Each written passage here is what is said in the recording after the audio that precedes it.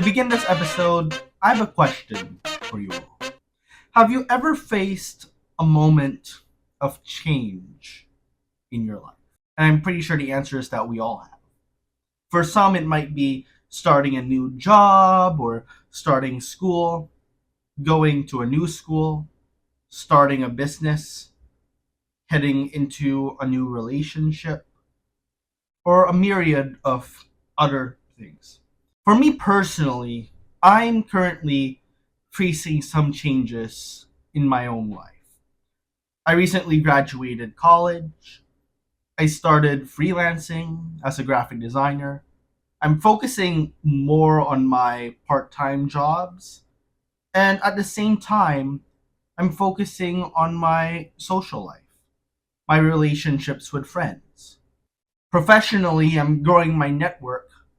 Personally, I'm also striving to take up new hobbies, find new experiences, and learn more about myself and who I am. And right now, I'm realizing so much about life and how constant change really is.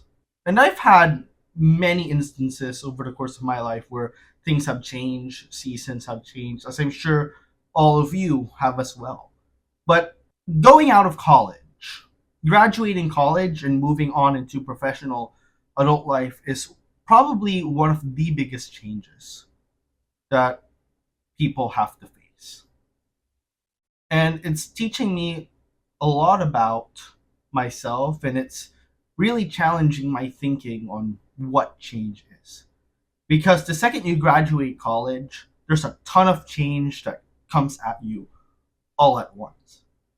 So I have to admit that change really is difficult, albeit a bit scary, but it is a normal and essential part of life. Learning to navigate the change is what makes the difference. Because there's a way that we can handle change healthily, and there's a way we can handle change in an unhealthy manner. We might not process things correctly, or we might fail to emotionally handle change well. So let's talk about why change is important. Because change is constant, it's going to happen whether you like it or not. So we might as well talk about why it is necessary for things to change. College, you see, has positives and negatives.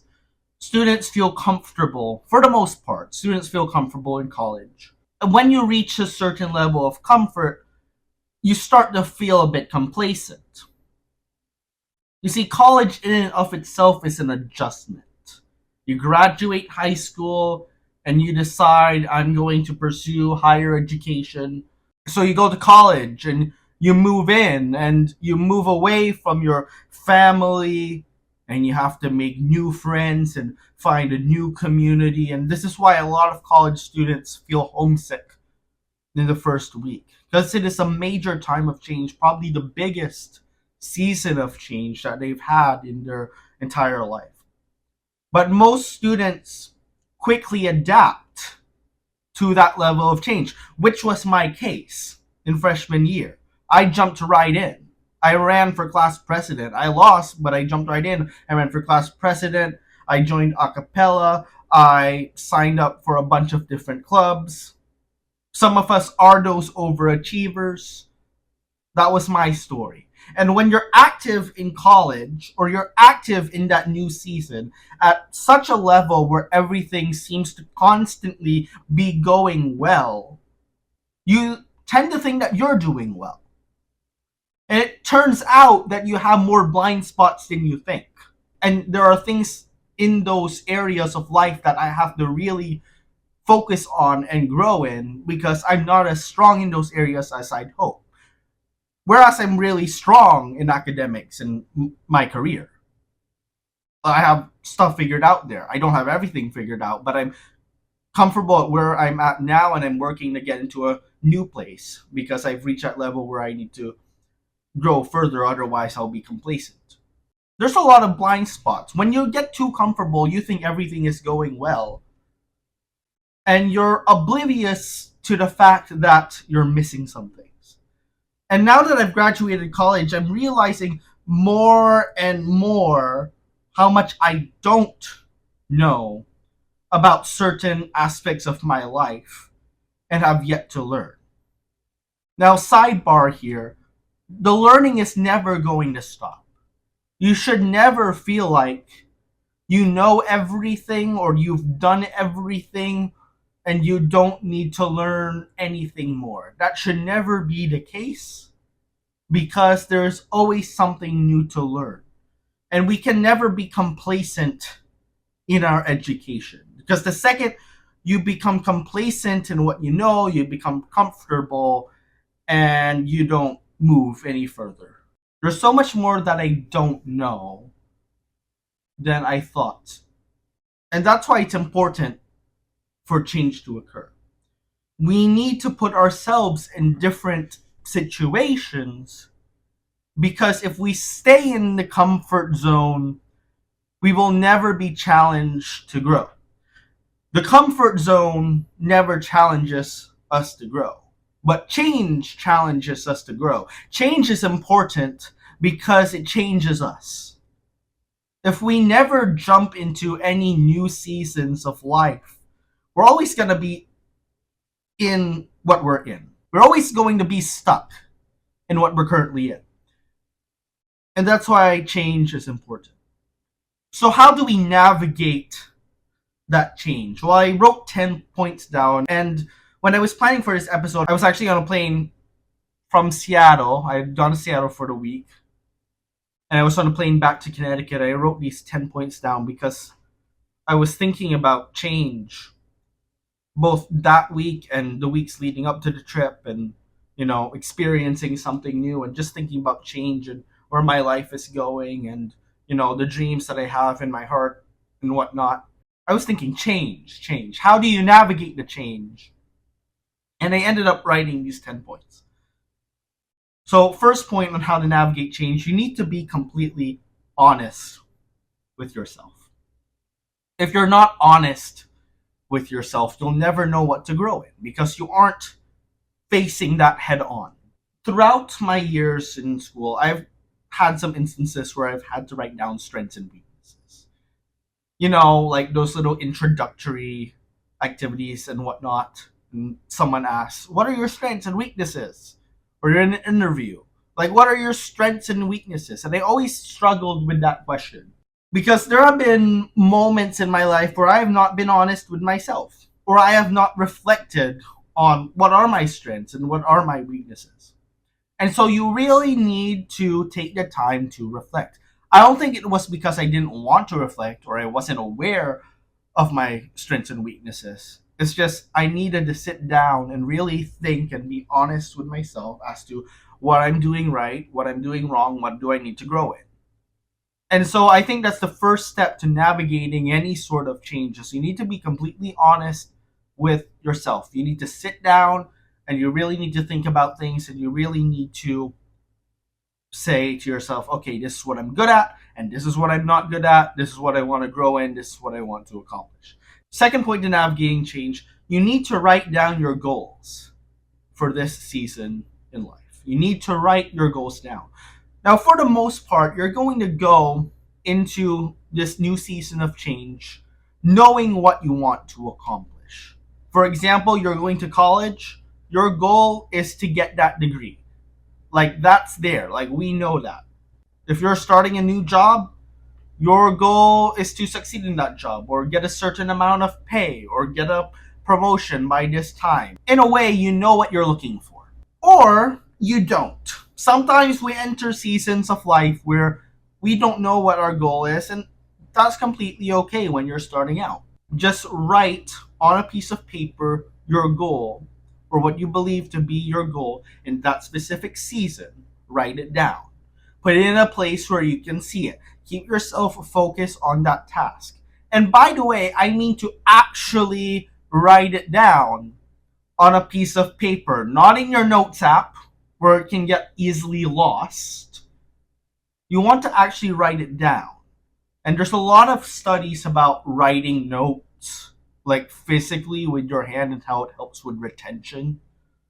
There's something powerful about putting pen to paper. And I say this as a graphic designer and as an artist. Like, technology will never replace that feeling of working with your hands, writing, making, creating something physically with your hands. It can never replace that. It can never be a substitute for that. So actually write your goals down and put it in a place where you can see it. And to make yourself feel better, just so you know, plans can always change. What's important is that you have a goal, something to begin with and focus on. And once you have that goal, point 3 is you need to actually work towards your goal. Guess what? Breaking news. Writing stuff down doesn't do anything unless you actually work at it. Writing your goal down doesn't magically make your goal happen. In high school, I used to write down a lot of stuff, but I never accomplished it. I used to write down a bunch of goals that I would never get to reaching. And that was all because I did not put in the work that was necessary. So you have to do the actual work. You can't just write your goal and have your dream in your head and then not do anything, not put any effort in to accomplish that dream. Faith without works is dead. So you have to do work. And that was my high school band's motto, was do work. We would say that at the end of every rehearsal, do work. Because you have to put in the work. You have to put in the effort. You have to put in the 10,000 hours in order for you to reach your goal. Point number 4, you have to say yes more than you say no. While at the same time also knowing your boundaries. As a young freelancer, I don't have the luxury of saying no. I have to take every chance and every opportunity that I get to work with clients and do design work. Within reason, of course. I'm not taking the job to make some gigantic LED billboard on Times Square because I don't know the steps that entails. I know someone who has done that, and they know the steps that it entails. I do not. That's not something I can take on personally. So I take on stuff within reason. But for the most part, I say yes more than I say no. Even if that means sometimes taking volunteer work, free work. Because I know it will help me in the long run. So say yes more than you say no. If you're a young business person like me, or you're a graduate, you don't have the luxury of saying no at this point in time. But you do have the luxury of saying yes. At the same time, know your boundaries. You need to know your non-negotiables. You have to know what your personal values are. You need to know who you are as a person. So why the first point is to be completely honest with yourself. And you need to know what your non-negotiables are. You need to know where your line is. Number 5, navigating the change. You need to drown out all the noise. Guys, the sooner you learn this, the easier everything becomes. People are always going to say stuff, but it really just doesn't matter. I'm pretty sure a lot of people have said things about me, but it's just all noise. And it's negativity, and it will keep you off focus. Social media, too. Social media, as much as I love social media and work as a content creator, social media a lot of times can be a negative space. I'm never going to come onto this podcast or any sort of content that I make and be like, oh, social media is all pretty and unicorns and rainbows. It just isn't like that. It can be very negative at times. I'm reading through these comments and it can be so bad for your mental health. You need to drown that noise out. If that means turning your phone off, if that means unfollowing people. By the way, you are not obligated to follow anyone on social media. And you are not obligated to give anyone a reason as to why you unfollowed them. You need to drown out the noise. If it's keeping you off track, if it's taking you into comparison and jealousy, you need to drown that noise out and you need to get rid of it. Focus on what you're doing. Keep the focus. Point number 6, you have to take it easy on yourself. Understand you're not a perfect human being. And guess what? That's completely okay because no human being is perfect. It means you are human. You make mistakes. You're going to make decisions that'll make you go, now why in the world did I do that? And all of it is a learning opportunity. So take it easy on yourself and keep going. Point number 7, you need to rest. Oh my goodness. This is something that I need to learn personally because I tend to sleep late at night. But you need rest. If you don't rest, you won't function at 100%. You'll be tired. You'll be sleepy. And sleepy people don't get stuff done. You need to rest so you can recharge. It's kind of like charging your phone. Your phone isn't going to work if it isn't charged. You need to charge. Even God rested on the 7th day. You need to rest. If God rested, we also need to rest. Point 8, you need to find your people. This is so essential. You need to find your people. It's such an essential thing, essential facet in life that I've just really taken to heart quite recently. The right people are going to get you on the right track. If you aren't with the right people who are going to be around you and support you and be with you and encourage you to grow and mature and develop, then you're going to fall behind. You're not going to grow. You're not going to develop. If you're with people who just want to stay comfortable, you're going to stay comfortable and you're not going to change and you're not going to grow. You need to find the right people. And you need to find people that share your interests and your values. You need to find people of character. You need to find your people. If you're with the wrong people, they'll drag you down. But if you're in the right crowd and with the right people, they'll build you up. No question about that. Point number 9, you need to keep the balance. If you focus solely on one area of your life while neglecting the other areas of your life, you're going to start to neglect a lot of things altogether. In college, I was so focused on excelling in academics and excelling in my career. Not that none of that is important. That is extremely important. Don't neglect that, but don't neglect the other things too. Because your relationships and your health are just as important. And point number 10 for navigating change is you must keep the faith. Even when all things seem hopeless, when your goal just seems unattainable because there are so many obstacles and so much noise surrounding you and so much doubt and fear and insecurity, you must keep the faith. You must persist even when everything looks hopeless, because there is always hope. And you just need to stay strong and keep pressing on. So to recap, 10 points to navigate change. Point 1, you need to be completely honest with yourself. Point 2, you need to write down your goals for this season in life. Point 3, you need to actually work towards your goals. 4, you need to say yes more than you say no while also knowing your boundaries. Point 5, you need to drown out the noise. Point 6, you need to take it easy on yourself. Point 7, you need to rest. Point 8, you need to find your people. 9, you need to keep the balance. And 10, you must keep the faith. Change is hard. Change is difficult. Fresh starts are hard.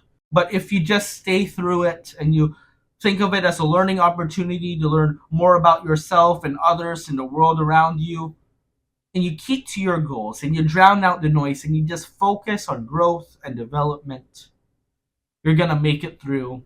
You're going to develop. You're going to change. And you're going to grow. I hope these 10 points help you. If you have any thoughts on these 10 points, I'd love to hear from you. Let me know in the comments what you think about this episode. I hope this helped you. Thank you for listening. These 10 points are things that I know I came up with, but I'm trying to implement in my life, and I'm implementing more and more. And I just think that if we all go on this journey of growth together and we make it part of our mindset to navigate change in a healthy way, then we'll all be much happier and we'll be able to navigate the fresh start. Thank you for listening, and I'll see you in the next episode.